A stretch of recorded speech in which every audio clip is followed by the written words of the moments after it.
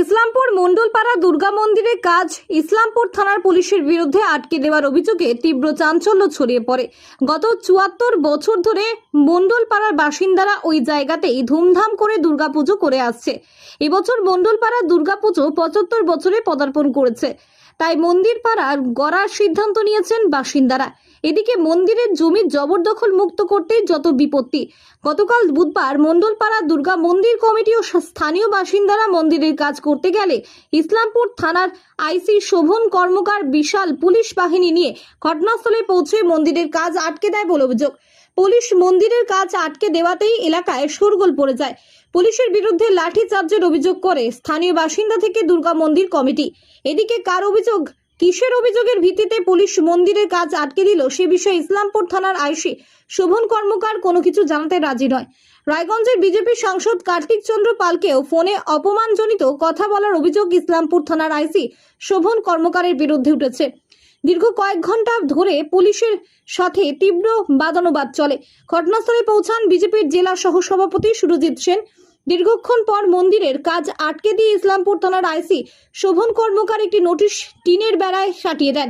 ওই নোটিশের দুই পক্ষ মন্দির কমিটি এবং সাংবাদিক তথা ইসলামপুর মহকুমা প্রেস ক্লাবের সভাপতি শান্তনু মণ্ডল ওরফে বাপ্পি মণ্ডল পক্ষদের জমি কাগজপত্র দেখানোর নির্দেশ দেওয়া হয়েছে। পাশাপাশি পুলিশের নির্দেশে সাংবাদিক তথা ইসলামপুর মহকুমা প্রেস ক্লাবের সভাপতি শান্তনু মণ্ডল ওরফে বাপি মণ্ডলের 4 চাকা গাড়ি মণ্ডলপাড়া দুর্গা মন্দিরের বিতর্কিত জমি থেকে বের করে দেওয়া হয়। আমার কাছে ভিডিও আছে, উনি এসে লেবারদের উপর হুমড়ি তুমড়ি করলো, এই কাম বন্ধ করো, ইলিগাল কনস্ট্রাকশন এই বন্ধ করো, আন্ডার কার দেঙ্গে। আমি বললাম আপনি যেখানে এসেছেন কি জন্য এসেছেন, do you have any complain? বললো হ্যাঁ আমার কাছে কমপ্লেন আছে। বললাম কোথায় কমপ্লেন দেখান। আপনাকে কেন দেখাবো? কমপ্লেন দেখাতে হয় নাকি? কমপ্লেন আছে। 2 ঘন্টা ধরে উনি আমাদের কাজ করতে দিলেন না, ধমকালেন চমকালেন।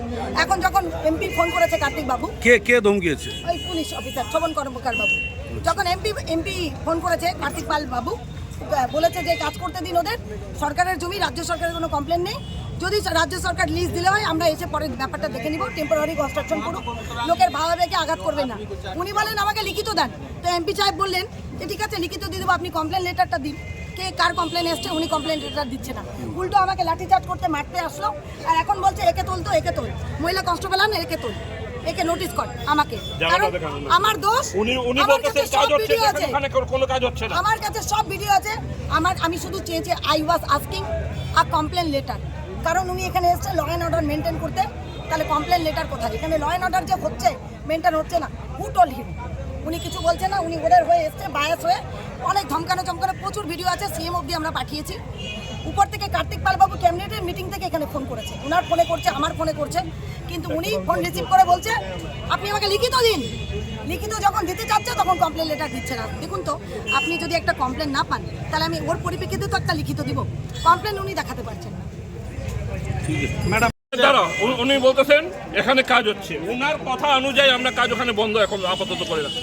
আপনারা কিসের কাজ বন্ধ রাখছেন?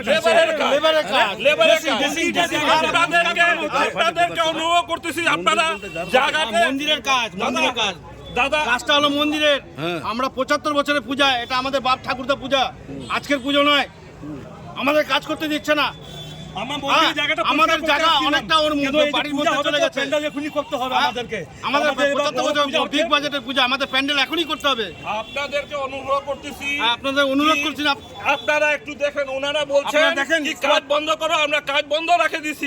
লেবার এখান থেকে দেখাচ্ছেন আপনাদের জায়গাটা দেখে। এটা এই বছর নিয়ে 75 বছরের পূজা, এখানে 75 বছর ধরে পূজা হয়।